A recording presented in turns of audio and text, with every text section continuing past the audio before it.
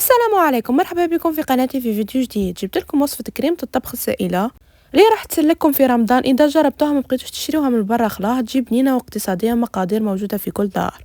نبداو على بركة الله. في كاسرونة نحطو 2 كيسان حليب، مغرف صغيرة تاع ملح، مغرفة كبيرة تاع مايزينا أو نشا، ونخلطو مليح بارد في بارد، ونحطوها على نار هادية مع تحريك مستمر حتى يتقل الخليط ويغلي.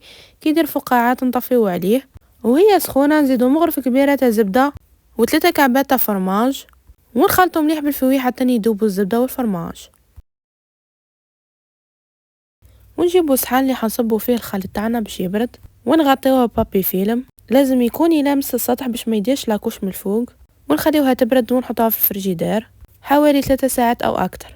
بعد ما نخرجوها من الفريجيدير نحطوها في اللاشوار، نزيدولها 4 كاس تاع زيت ونخلطو مليح. من المستحسن تصفيو الخليط تاعكم باش تتخلصوا من الشوائب، ونتحصلوا على أبن كريمة طبخ سائلة. نتأكدوا باللي مغطية مليح ونخبيوها في الفريجيدير. كان عجبتكم ديروا لي جيم، اشتركوا في قناتي، حطوا لي رايكم في الكومنتير. سلام.